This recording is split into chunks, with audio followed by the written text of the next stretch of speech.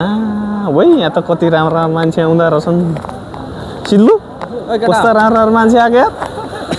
रातै राम्रो राम्रो आयो ऊ चाहिँ चुइचुई पारेर हो चुइचुई पारेर छ त त्यहाँ ओ माई गॉड यार तिनीहरूको छेउमा त म पनि फिक्का फिक्का देखिरहेको छु जाऊ अब चाहिँ हाम्रो फेरि यहाँबाट एक राउन्ड उता भएर मन्दिरतिर गएर लाइट आइले राम्रो आउँदै जाउँ दाजु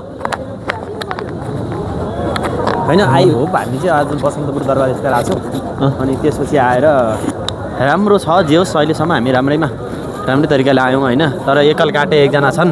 हामी दुईजनाले सँगै पैसा तिरेर बाइक राख्यौँ तर मैले चाहिँ सित्तैमा राखेर आएको छु यस्तो स्यालहरू छ नि देखियो त्यही पनि 10 रुपियाँ खर्च गर्न सकेन 10 रुपियाँ अरे अहिले त्यहाँनिर कति रुपियाँ लिन्छ थाहा हुँदैन थाहा हुन्छ त्यही पनि हामीले चौकी अगाडि पार्क गरेका छौँ दाजु हेलो हेलो ल ऊ चाहिँ अफिसबाट घर गएर सुटेज बुटेज भएर आएछ होइन हामी चाहिँ अफिसकै ड्रेसमा जस्तो हुन्छ त्यस्तैमा आयौँ है ऊ चाहिँ जान्ने भएर दाइ त अझै उहाँ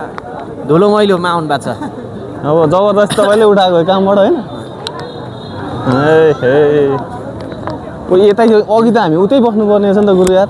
तनाव हो नि त कता उता उतै नि पर क्या त्यो उतै पत्तिर किन भन्नु न किन यहाँ त राम्रो थियो नि त यार अनि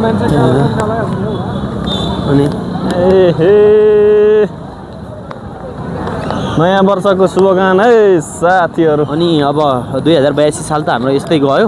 83 मा चाहिँ अब अलिकति राम्रै होस् प्रकाशको चाँडै बिहान 82 मा केटा हाडै बसिहाल्यो अब 83 मा चाहिँ बेलैमा ज्याकुटी पार्नु यसो नभन न यार 83 नि खेल गयो भने चाहिँ केटा हो त्यो त ड्राइभर खलासी मात्रै बाँकी रहन्छ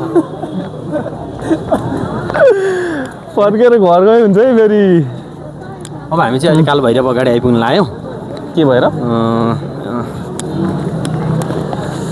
काल भैरव अगाडि चाहिँ त्यो ब्याक गर्न मिल्छ नि सर ब्याक गर्न हामी चाहिँ यस्तरी आउँछौँ गर्दा गर्दै एसी अगाडि दामी हेर है अगाडि जाँदा म अब यहाँ कोहीसित घ्यान्छ के छ त तपाईँको नयाँ वर्षको भनेर एकजनासित यसो इन्टरभ्यू